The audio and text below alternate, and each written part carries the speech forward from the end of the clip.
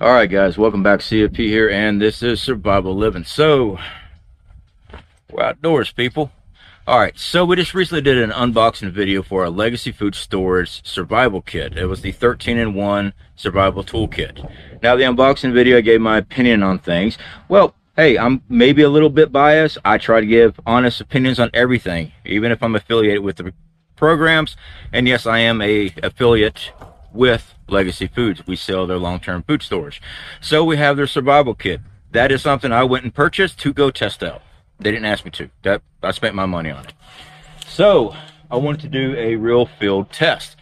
The only thing I brought with me: camera equipment, extra batteries. I have my coffee thermos. Damn right, I brought my coffee. And I brought a shovel. We've got a lot of snakes in the area, and the temperatures here are warming up. I mean, snakes are out and about, so I like having something to deal with that. All right, guys, let's get to it.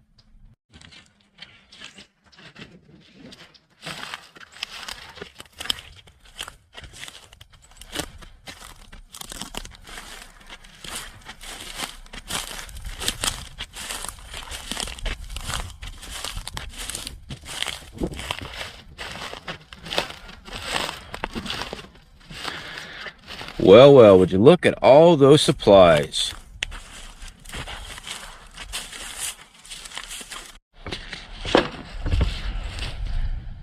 All right, guys, like I said, check out those supplies. That is remnants of our last outdoor video with no gear, where we pretended we're cameramen doing a nature walk, and all we had was our camera supplies to start a fire and build a camp. So, since I know I'm going to be doing a lot more outdoor videos, I kept it. All right. No sense in working twice as hard for the same survival type of videos. Now, will we be using this material? Of course we will. All right, guys. So we have our Legacy Food Storage 13-in-1 Survival Toolkit. That is a mouthful. All right. Now, when we did our review video, which we'll have a link up there for you to go check out, our unboxing, this is the field test review of this thing.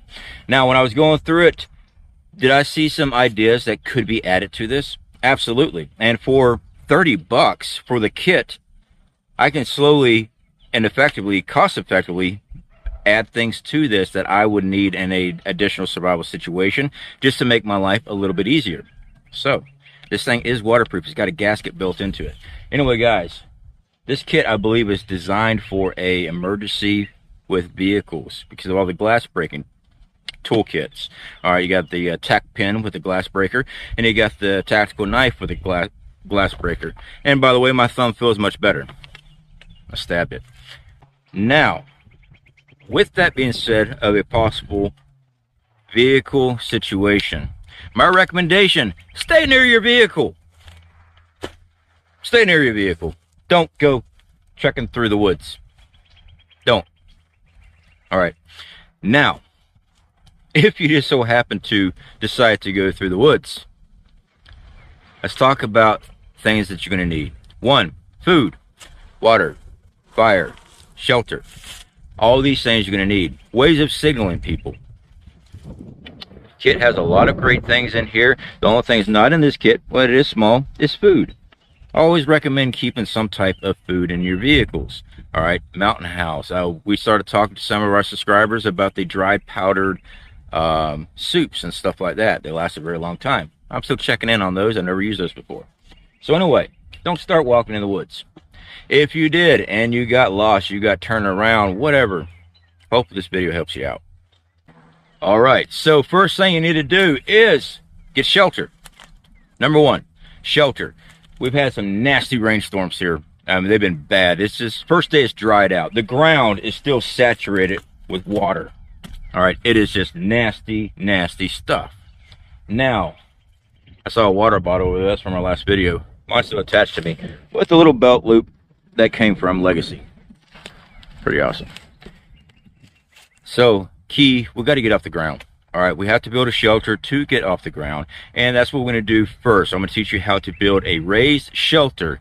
All right, now we've done videos where we've done a debris shelter. It'll pop up here somewhere, and we've also done an outdoors video where I built a off the ground shelter out in the woods, and it basically is just raising a bed off the ground. So we're going to put that together with a shelter over. Now let's go ahead and get into the kit first. All right, guys, so we have our nice little hard case kit. I do like this. It does have a gasket built into the lid there. All right, so we are going to get the emergency blanket out. Let me set this down. Check out how big this thing is. I have not pulled this out yet because, I mean, hell, there's no way I could pull this back up. All right, I am making sure I keep the plastic and paper. All these items still have their plastic and papers on them. Why? Fire starting equipment. Like I said, all this stuff is wet. All right, let's check this out.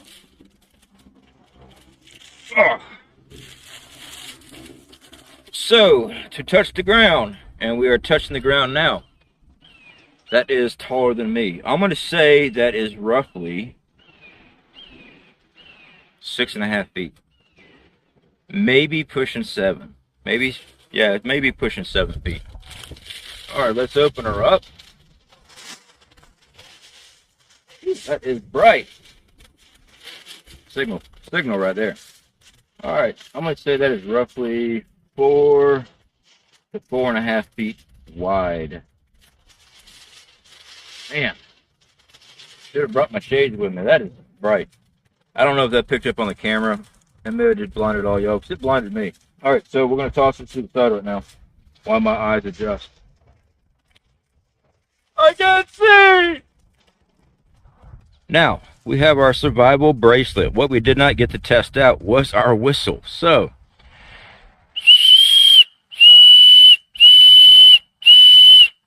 all right, that's kind of a weak whistle. I'll be honest, that is not that loud. The other whistle, which is right here, is quite loud. This one right here. And I was barely blowing in that one. That is quite nice. So we'll toss that back over here in the kit.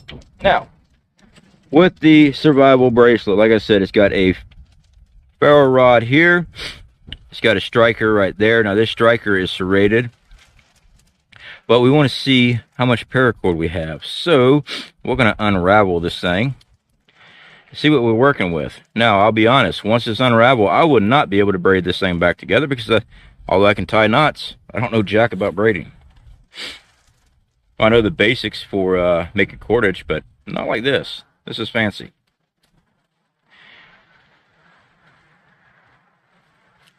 Do.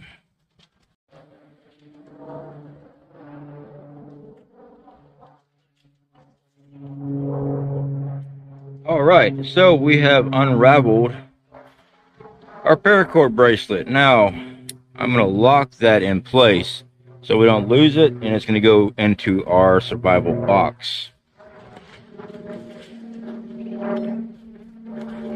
One of the most heartbreaking things I ever saw was on the TV series Alone. One of my favorite YouTubers that I watch on bushcraft, Joe, he had to tap out early because he lost his fire starter. He got excited, he left it on the shore, and it got washed away. So we always keep track of our tools.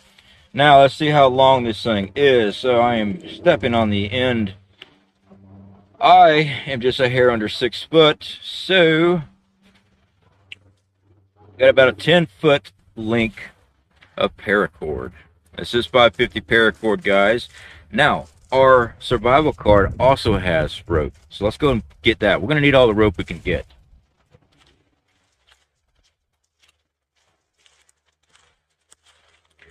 Like I said, our survival card. I know, those things ain't worth a damn, CFP. They are if you know how to use them, and that's what we're going to do in this video. So first thing, we are removing our cordage from this. Now this is not paracord. This is actually some finer material. You see the end there. I think it's some type of nylon. I don't know exactly what type of material is. I just know it's not paracord.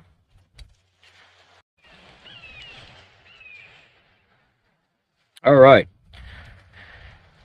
Here's our rope. We set the card back in our box so we don't lose it. This is a lot shorter. So, on average, that is 3 foot.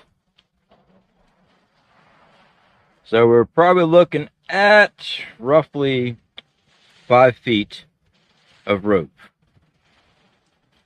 So we got 15 feet of cordage. Okay, so we have our paracord. We've got our mylar. I'm gonna make a shelter with just these 2 items. We got a pine tree here, and we got a little, whatever type of tree that is there. Got about roughly 9 feet. That mylar blanket was a little over 7 foot. So we are going to clear out our area here, as to not damage our mylar.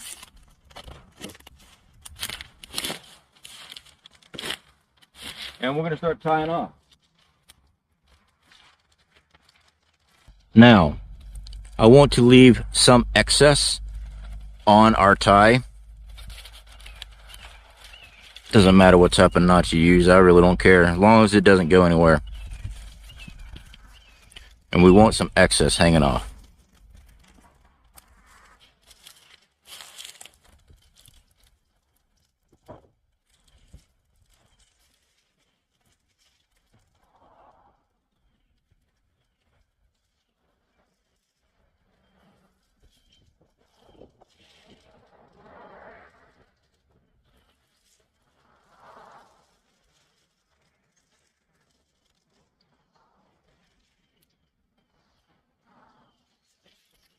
Okay, so the tension, let's pull the trees tight.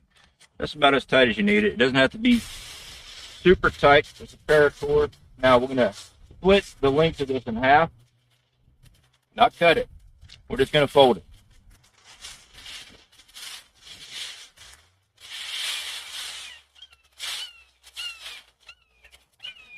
All right. Okay, now with our fold, guys, remember we had excess here. Now what we're going to do is we're going to pull the mylar up a little bit, and we're going to tie a knot in our rope structure to hold our mylar in place.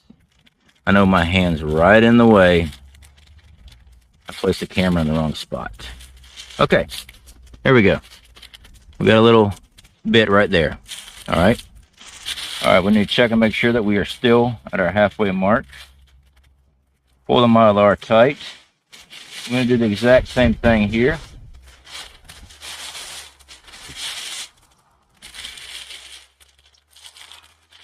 Careful not to tear anything. Mylar is pretty tough, but you can tear it if you're not careful. All right. Now, that has got this part of our structure set. Okay, flapping in the wind. That's where our other cordage is going to come into play. We're going to make stakes and stake down our corners.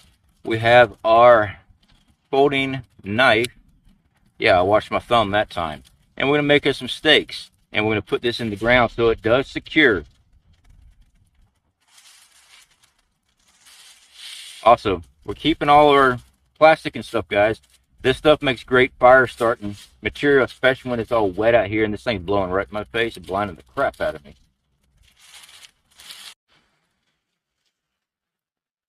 All right, so we are going to measure this out, and we are going to cut this equal lengths into 4 pieces.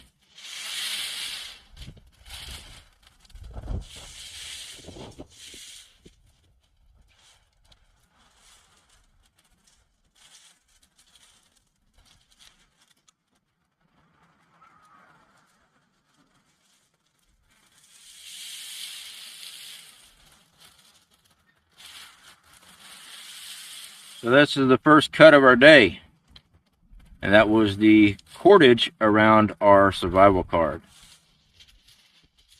Now usually I make our tent stakes and our tarp stakes with short pieces of wood.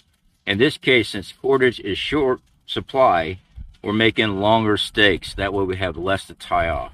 Now these plants here, I'm not quite sure what they are. They grow all over the place here. They are hardwood. They are hollow on the inside, but it's hard. I mean, these things are very stout. So that's what we're going to be using today. All right, guys. So this is an emergency, real quick shelter. Hey, it's a substitute. Would I go out into the woods and try to live out of this thing day in, day out? No, I would start working on building a better shelter. But let's go ahead and take a look at it.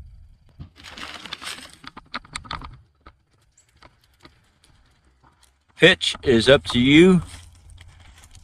Tautness, you can always add more stakes and pull out your tarp, your mylar more if you want to. But we are working with very little rope, very little cordage. Now you can make your own cordage. We've done videos on making cordage. But like I said, this ground is super wet.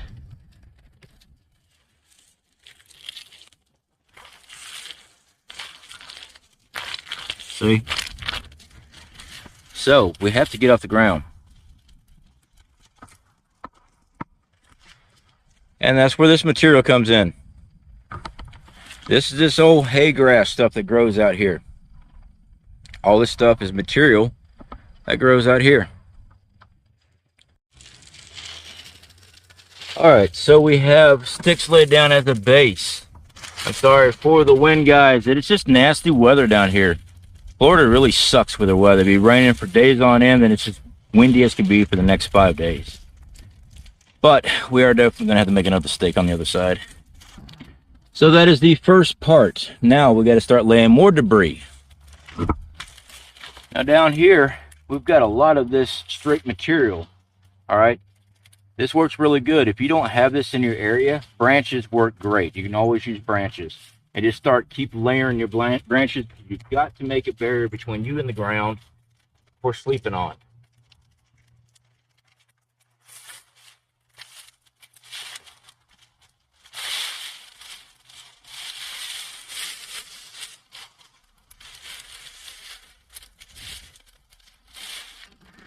All right, now that we got that part of the bedding done, let's move on. Next step.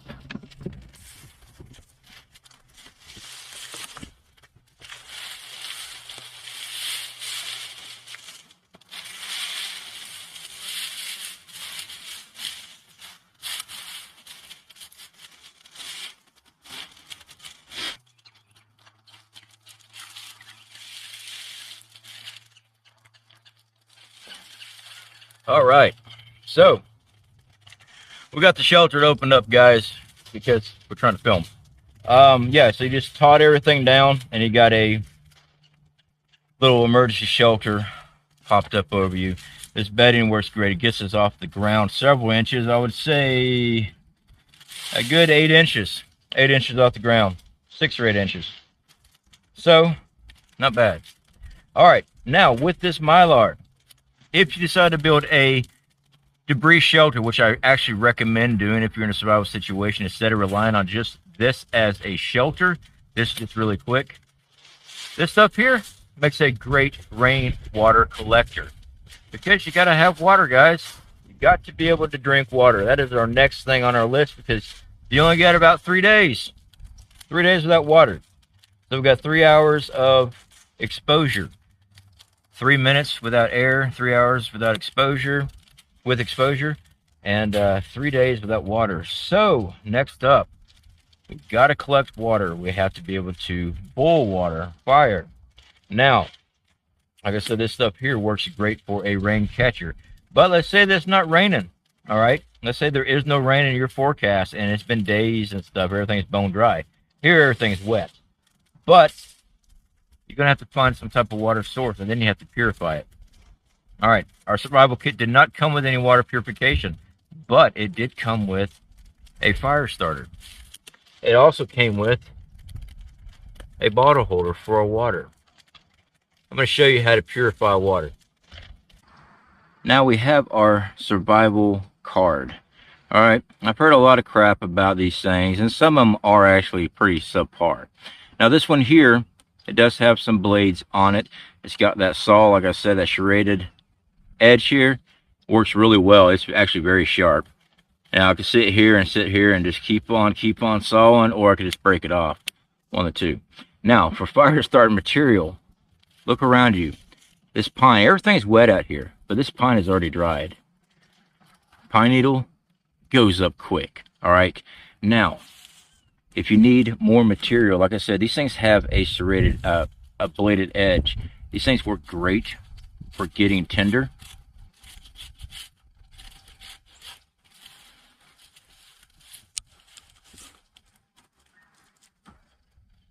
That stuff's going to go up nicely. All right. These things are actually very practical to use if you know what you're using everything on, okay? See, we're saving our knife blade right now by using this to scrape up tinder, everything that we need to start a fire. I mean, we're scraping this pine down. This stuff is very flammable, especially when it's thin.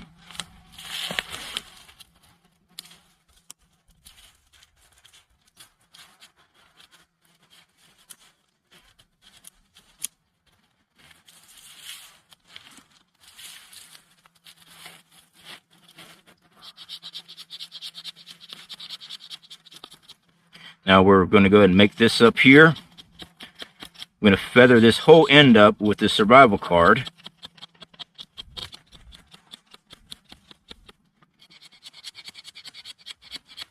All right, so we've got that right there. We have our pine needles. So let's get started.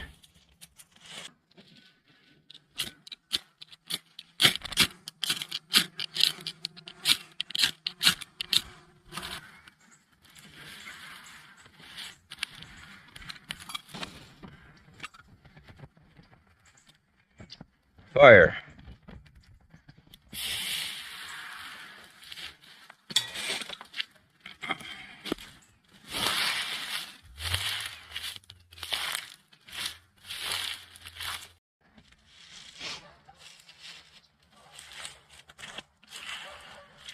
All right, guys, so we have our survival saw. Now remember, like I said, using your fingers sucks, okay? It wears you out and it just kills your fingers. So we're going to alter it. Here we go. Stick. This right here allows us to put a handle on this saw. Just like that. You can get a larger stick if you want to. Whatever works. That was just right there in front of me. So we'll do the same right here. Boom. There's us a better saw. We're going to take out the camera. Hold on. Let me move the camera again. The camera was positioned right underneath the tree limb. And I still hit the camera. Yeah, I mean, it's relatively sharp. I mean, don't get me wrong there. It cuts good. But what we need to do is make a bow saw with this, okay? So all it takes is one good bite and you're all bound down.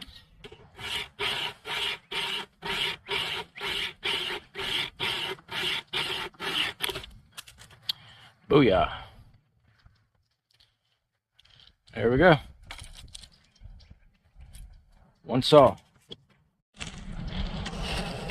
Alright guys, so unfortunately the next step of our survival kit is water purification. So we show that we can start a fire. Now I'm going to show you how to purify water with only the materials that we have in this kit. But unfortunately, you know, I'm lucky enough that my family lets me come out here and do our little survival videos. But I got enough respect for their land and them not to be having fires and stuff like that out here. So we're going to move to a safe spot where we can actually do this. So you found water. You got to purify it. Now, there are no purification tabs in that survival kit. Now, we did take a water bottle with us, but this is the plastic one. Unfortunately, most people just carry plastic water bottles. All right, plastic bottles of water with them. All right, they don't have a metal container, but you can boil water in a survival situation in a plastic container. Now, is this recommended for everyday use? Definitely not. But if you are in a survival situation, you got to purify water, this will work. First thing we need to do is burn down to coals. All right, coals is key. All right, guys, so we got some coals going. I'm going to clear out a little spot down here in the bottom. Now, we've got our water bottle. Okay, this thing is full. Not all the way to the top, but pretty close. The reason why we want it full of water is because the water will boil before the plastic melts. Now, this is only for survival purposes. You need to boil your water, all right, just because you do not want to get sick out there. Now, is this okay to drink day in, day out? No, of course not. Is it okay to drink now? No, it's got carcinogenics and stuff in the plastic, all right, but it's a lot better to drink this in a survival situation than dirty water. So we'll let this cook off. It'll boil up. Don't worry, guys. The plastic will not catch fire because of thermal, whatever you want to call it. I forget the name. The water inside will boil first, and that is what we want. We want that water to boil off and clear out whatever parasites may be in the water. So the heat from our coals will cause this water to boil. All right, we're starting to get air bubbles inside our water bottle. Good sign.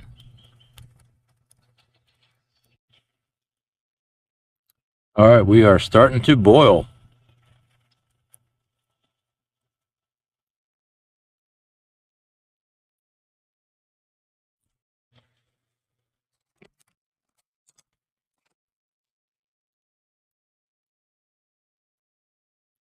All right, guys, our boiling process is going much faster now.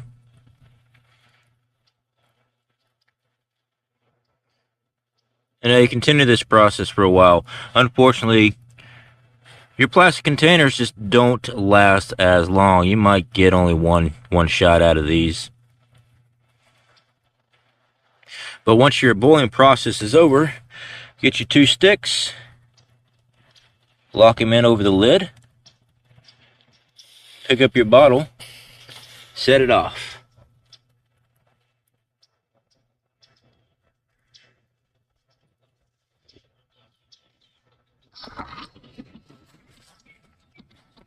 Now, check out our bottle. As you can see where all the heat was, it warped our bottle. That tinge color, that's the outside of the plastic. The inside of the water is actually still good. Now, we're going to let this cool off, and we'll be happy to do a taste test for you because I've actually had to use this trick many times. Now, again, is this recommended for daily drinking? Absolutely not. Boiling water in plastic containers is not healthy. It is actually can cause long-term effects, but in a survival situation, it works very well.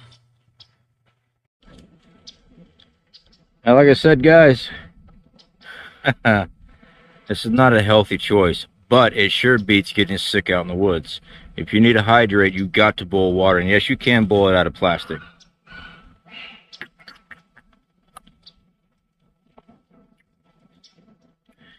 And it does have a plastic taste. But I know there's no parasites in it. Now, let's go ahead and move on to our compass. All right, so let's check out this compass.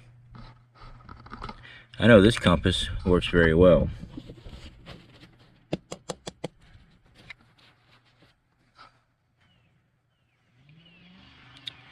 Well, it's a big difference.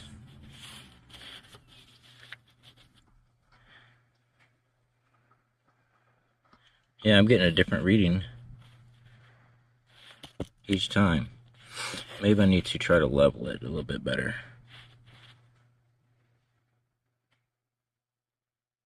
Nope. Alright, guys, so the compass, I'm going to have to say a no on that compass. It gives me a different reading each time I move it. So, that is our Legacy Food Storage 13-in-1 survival kit.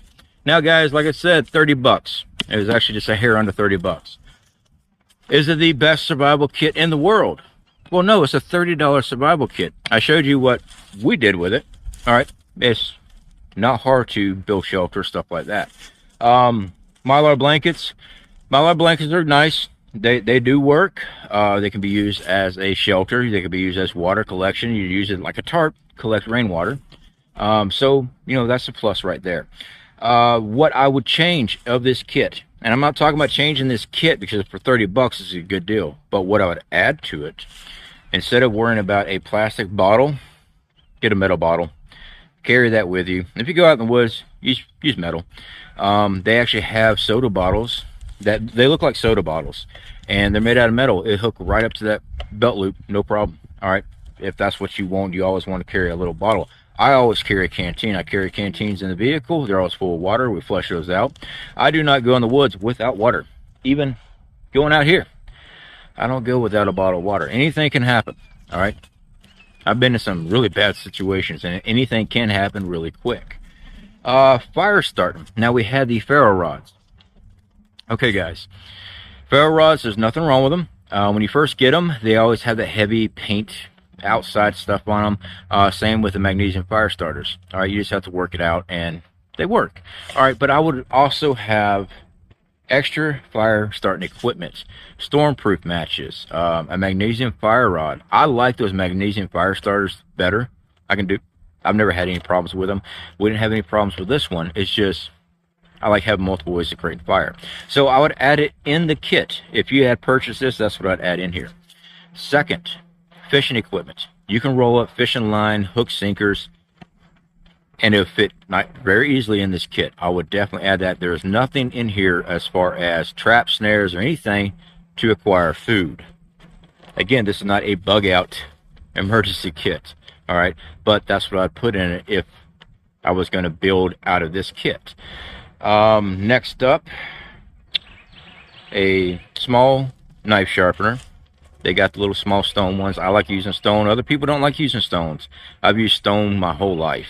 It works great. I would put one of those in. And one of the other items I would add is water purification tabs. They do not take up much room. Guys, you don't want to be drinking boiled water out of a soda bottle.